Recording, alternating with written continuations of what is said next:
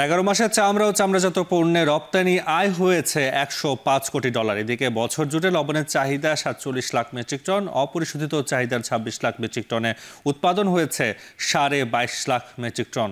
এদিকে বিস্তিকের হিসাবে কোরবানিকৃত পশুর চামড়া সংরক্ষণের লবণ উদ্ধৃত 30,000 মেট্রিক টন। এসব নিয়ে থাকবে বিশ্লেষণ, সঙ্গে ঈদযাত্রা ও পশুর হাটের খবর। আলোচনা করব দেশের শেয়ার বাজারে বিনিয়োগ লেনদেন নিয়েও, থাকছে স্থানীয় বাজারের মশলার দর। এ সপ্তাহের ভাগশেষে আপনাদের সঙ্গে আছি আমি তাসওয়ান নাফি।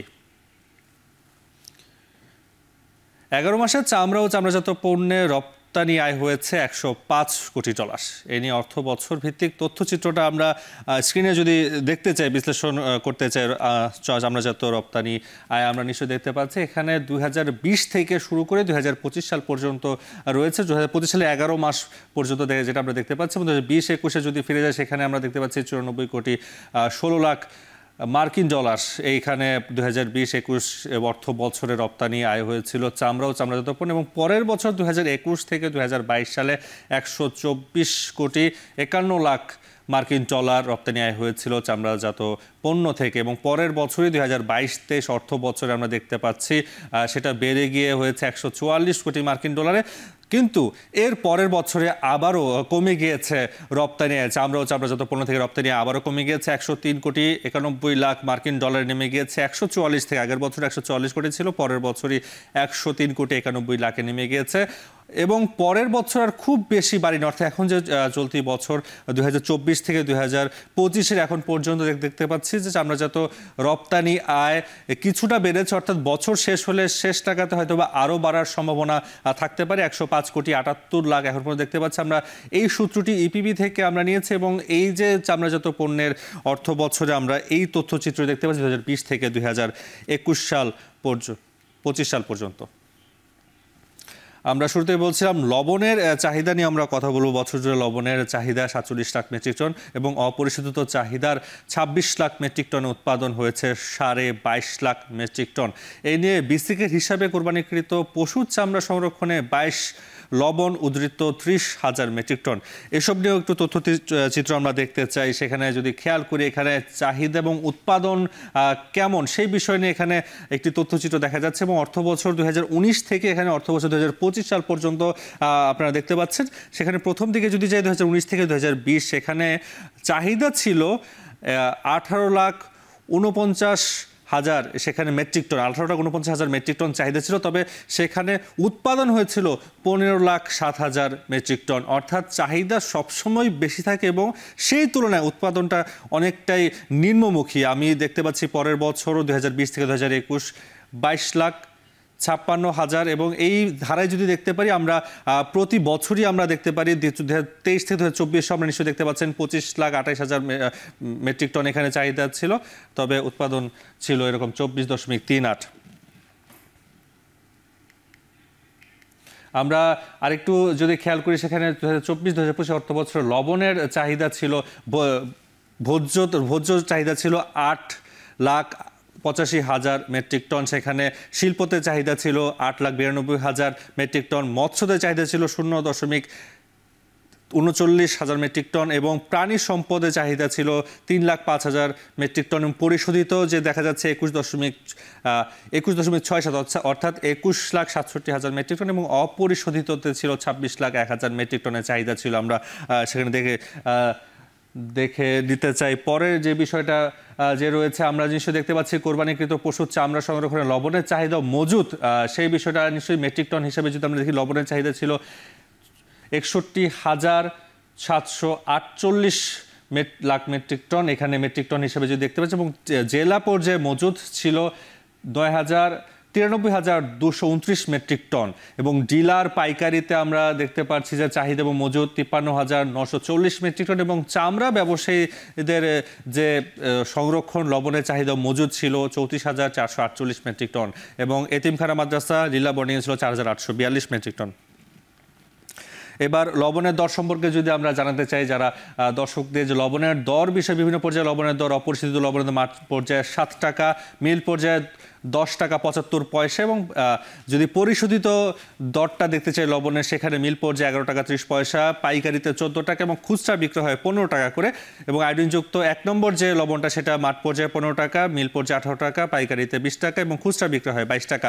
আয়োডিনযুক্ত 2 এবং আয়োডিনযুক্ত দুটি ধরনের লবণ দেখতে পাচ্ছি, একটি 20 টাকা মাঠ পর্যায়ে, মিল পর্যায়ে 22 টাকা, পাইকারিতে 25 টাকা এবং খুচরাতে 26 টাকা। আয়োডিনযুক্ত 2তে মাঠ পর্যায়ে 32 টাকা, মিল পর্যায়ে 37 টাকা, পাইকারিতে 42 টাকা এবং খুচরাতে 42 টাকা। আমরা বিভিন্ন জায়গার লবণ এবং চামড়াজাত পণ্য আয় ব্যয়ের হিসাব, আমরা চাহিদা উৎপাদন দেখছিলাম। এবার দেশের বিভিন্ন জায়গায় জমে উঠছে পশুর হাট এবং পশু ক্রয় বিক্রয়ের খবর জানাতে আমাদের রাজধানীর থেকে তেজগাঁও থেকে আমাদের সাথে যুক্ত হচ্ছেন সহকর্মী গালিব ইবনে রিয়াজ। গালিব, আমরা জানতে চাই আপনার কাছে, এই যে কোরবানির পশুর হাট শুরু হয়েছে, পশুর হাটে কোন ধরনের পশুর চাহিদা বেশি? এছাড়া জানাবেন যে দামের ক্ষেত্রে ক্রেতা বিক্রেতারা কি বলছেন? নাফি, ঈদ মানে তো একটা উৎসব, ঈদ মানে আনন্দ। উৎসব কি বলে আসলে কুরবানি ঈদের ঠিক আগ মুহূর্তে এই যে পশুর হাট থেকে পশু কিনে নেওয়া যাওয়া এবং সেটাকে উৎসব মুখর কী করে করা যায়, পরিবারের সদস্যদেরকে নিয়ে সেই উৎসব মুখর পরিবেশ তৈরি করার চেষ্টা করছেন এখানে বিভিন্ন জন। কারণ আমরা দেখতে পাচ্ছি যে আমরা যে তেজগাঁওয়ে কলোনি বাজার পশুর হাটটিতে রয়েছি, এখানে পরিবারের ছেলে মেয়ে এমনকি মহিলারা পর্যন্ত এখানে আসছেন পশু কিনতে। আপনি বলছিলেন যে কোন আকারের পশুর চাহিদা সব থেকে বেশি? এখন পর্যন্ত আমার চোখে এই হাটে, আমি 2 ঘন্টার উপরে রয়েছি, এই হাটে এখন পর্যন্ত 1 লাখ থেকে 1,50,000, 60 কিংবা 70 হাজার টাকায় যে গরুগুলো পাওয়া যাচ্ছে সেই গরুগুলো চাহিদা সব থেকে বেশি। এবং আমি যেহেতু এটি উত্তর সিটি কর্পোরেশনের একটি অস্থায়ী হাট এবং পুরো রাস্তার উপরে এই হাটটি করা হয়েছে, তাই এইখানে মানুষের চলাচলের জন্য একটু আসলে সুবিধা রয়েছে। যদিও কিছুক্ষণ আগে বৃষ্টি হয়েছে, কিছুটা কর্দমাক্ত হয়েছে পথ চলার জন্য, কিন্তু মানুষের জন্য সহজ বলেই। আর সবথেকে বড় কথা যে এই তেজগাঁর পাশে কিন্তু গুলশান কিংবা নিকেতন, যে কারণে সেখান থেকেও মানুষজন যারা উচ্চবিত্ত পরিবারের তারা এখানে আসছেন পশু কিনতে। মোটামুটি আমি দেখতে পেয়েছি যে যেখানে বড় যে আকারের গরুগুলো, সেখানে সেই গরুগুলো এখান থেকে বিক্রি হচ্ছে, সেটা কিন্তু তুলনামূলক খুবই কম আমার চোখে পড়ছে। আর দামের ব্যাপারে যে ক্রেতা এবং বিক্রেতা, বিশেষ করে হতাশার একটা ব্যাপার আছে না, আমরা বিভিন্ন সময় দেখে থাকি, সেই হতাশা আমি এখন পর্যন্ত কোনো বিক্রেতার চেহারায় দেখিনি। তারা প্রত্যেকেই এখন পর্যন্ত দাম নিয়ে সন্তুষ্ট। আর ক্রেতারা বলছেন যে গতবার থেকে কিছুটা বেশি হলেও অনেক ক্রেতা বলছেন এটি গতবারের থেকে তিনি কম দামে গরু কিনতে পেরেছেন। তো নাফি, এই ছিল আমার কাছ থেকে এই তেজগাঁও কলোনি বাজারে পশুর হাট থেকে সর্বশেষ। আমরা রাজধানী থেকে যেতে চাই চট্টগ্রামে, দেখতে পাচ্ছি শোয়েব রহমান আছে আমাদের সাথে যুক্ত হয়ে। শোয়েব, জানাবেন যে হাটে ক্রেতা উপস্থিতি কেমন দেখছেন, দরদাম নিয়ে ক্রেতা এবং বিক্রেতারা কি বলছে?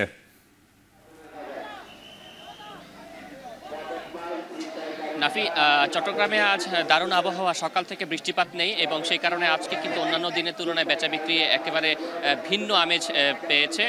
বিশেষ করে দুপুরের পর থেকে কিন্তু বেচা বিক্রি জমে উঠতে শুরু করেছে। কিন্তু হাটগুলোর চিত্র যদি বলি, এখন পর্যন্ত যেই পরিমাণ পশু রয়েছে ক্রেতার সংখ্যা কিন্তু তার চেয়ে কিছুটা কম। আপনি এখন যে পশুটি দেখতে পাচ্ছেন সেটি সাতকানিয়া থেকে একজন খামারি নিয়ে এসেছেন এবং সেই পশুটির ওজন তিনি বলছেন তার দাবি যে 15 মণ ওজন হবে এবং সেই পশুটি তিনি দাম হাঁকিয়েছেন 6 লাখ টাকা। কিন্তু এখন পর্যন্ত ক্রেতা যারা এসেছেন তারা কিন্তু মাত্র 4 লাখ টাকা পর্যন্ত দাম বলেছেন এবং তিনি বলছেন যে 3 বছর ধরে তিনি পশুটি লালন পালন করেছেন। 4 লাখ টাকায় যদি তিনি বিক্রি করেন সেই ক্ষেত্রে কিন্তু তার আসলে লাভ তো হবেই না, বরং আরও লোকসান হবে, তাই তিনি আরও কিছুটা বাড়তি দাম কিন্তু চাইছেন।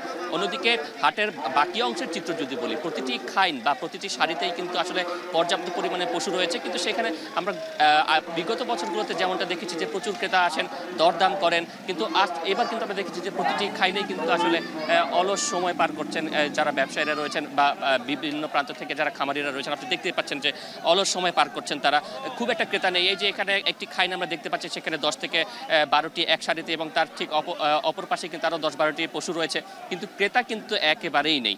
তো সেই জায়গা থেকে আমরা দেখেছি যে দামের ক্ষেত্রেও কিছুটা ব্যাপারীরা আজকে দাম ছাড়তে শুরু করেছেন, অর্থাৎ গেল কয়েকদিন যেভাবে তারা দাম ধরে রেখেছিলেন এবং যেভাবে বাড়তি দাম চাচ্ছিলেন, আজকে কিন্তু সেই তুলনায় দাম কিছুটা তারা ছাড়তে শুরু করেছেন এবং যেই সকল পশুগুলো বিক্রি হয়েছে দেখতে পেয়েছি যে 1 থেকে 1.5 লাখ টাকা দামে যে পশুগুলো রয়েছে সেগুলোই কিন্তু সবচেয়ে বেশি বিক্রি হচ্ছে। কিন্তু এর ওপরে যে দামের পশুগুলো রয়েছে সেগুলোর বেচা বিক্রি কিন্তু কিছুটা কম, অর্থাৎ যারা বড় গরু এনেছেন তারা কিন্তু দিন শেষে আসলে কতটা লাভ করতে পারবেন নাকি লোকসানে পড়বেন সেটি কিন্তু এখন শঙ্কা তাদের ভর করছে। নাফি, সহকর্মী শোয়েব রহমান জানাচ্ছিলেন চট্টগ্রাম থেকে যে সেখানকার গরুর বা কুরবানির হাটে গরুর চাহিদা কেমন। তবে তিনি যেটা বলছিলেন যে চাহিদার তুলনায় সেখানে গরু বেশ বেশি রয়েছে, তবে ক্রেতার সংখ্যা অনেকটাই কম তিনি জানাচ্ছিলেন। ভাগশেষের এই পর্যায়ে নিচ্ছে ছোট্ট একটা বিরতি, ফিরছে কিছুক্ষণ পর।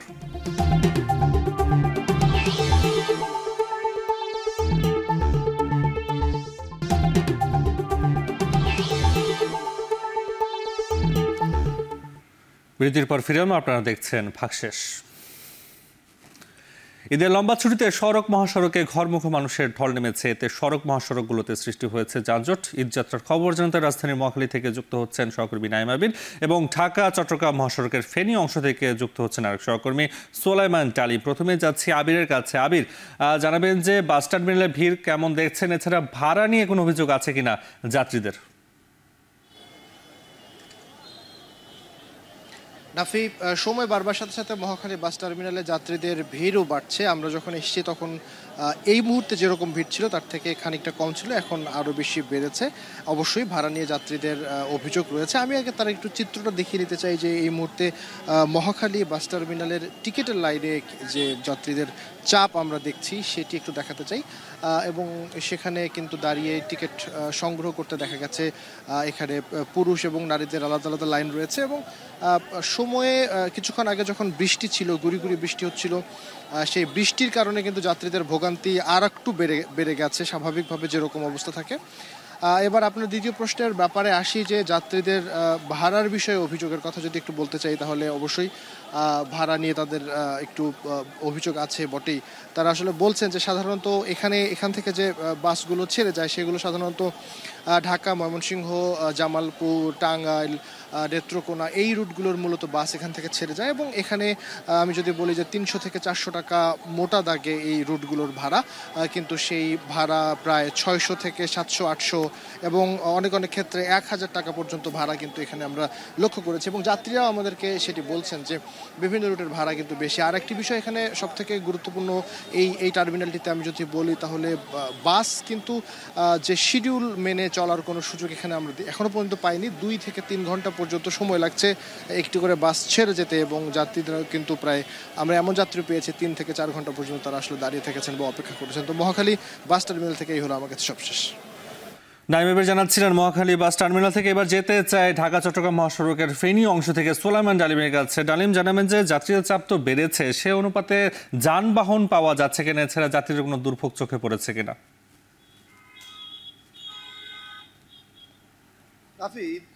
ঈদুল আজহা অনেকটা দুয়ারেই আমাদের। এই শেষ সময়টাতে যাত্রীর চাপ বেড়েছে।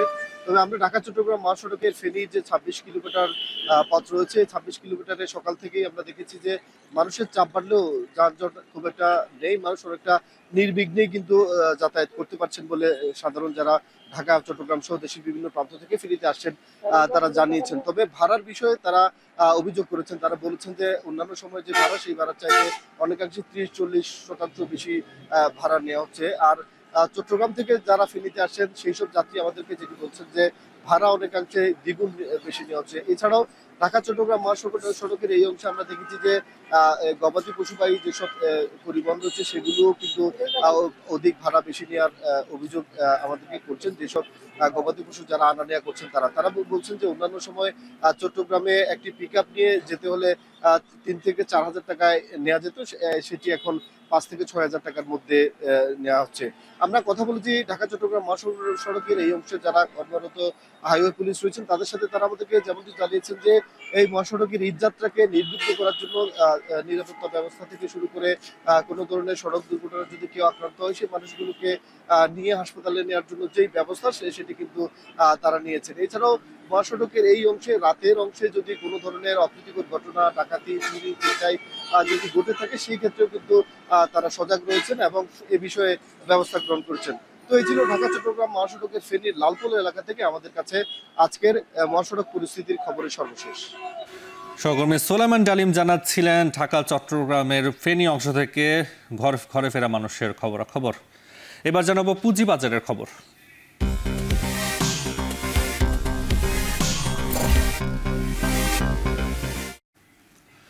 চলতি সপ্তাহে ৪ কার্যদিবসে লেনদেন হয়েছে ৩০০ কোটি টাকার নিচে। ৪ দিনের সূচকের পতন হয়েছে একদিন। সপ্তাহ শেষে ডিএসসির প্রধান সূচক বেড়েছে ৭১ পয়েন্ট, মূলধন বেড়েছে ৩৫০০ কোটি টাকার বেশি। আমরা একটু দেখতে চাই বিস্তারিত। সেখানে যদি আমরা খেয়াল করি, যা বলছিলাম যে ১ জুন ২০২৫-এ ৩০.৪৮ পয়েন্ট ছিল, সেটা ইতিবাচক অবস্থায় ছিল। লেনদেন হয়েছে ২৩৫ কোটি ১৮ লাখ টাকা এবং ডিএসসি প্রধান সূচকে যেটা দেখতে পাচ্ছি ৪৬৬৮.৪০ পয়েন্টে রয়েছে এবং বাজারে মূলধন ৬,৫০,২০৬ কোটি টাকা।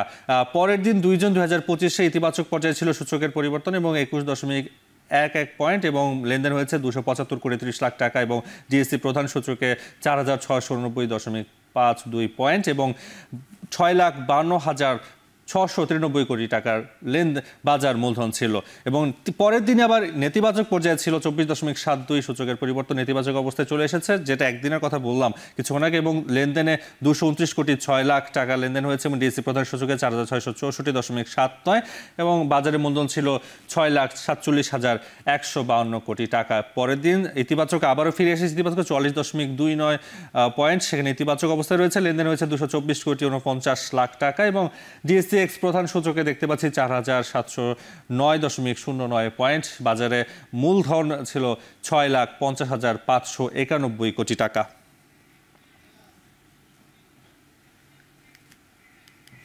বাংলাদেশ এই পর্যায়ে নিচ্ছে আরো একটা বিরতি, ফিরছি কিছুক্ষণ পর।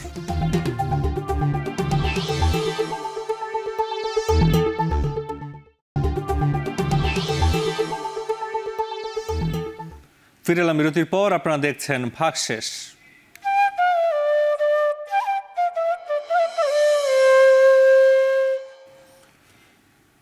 ঈদে বেড়েছে মশলার চাহিদা, সরবরাহ ঠিক থাকায় সহনীয় পর্যায়ে সকল মশলার দাম স্থানীয় পর্যায়ে। মশলার দরদাম জানতে সৈয়দপুর বাজার থেকে সরাসরি যুক্ত হচ্ছেন আমিরুল বাপ্পি। বাপ্পি, ঈদকে সামনে রেখে কোন কোন মশলার চাহিদা বেড়েছে জানাবেন, আর জানতে চাই কেমন দামে বিক্রি হচ্ছে মশলা?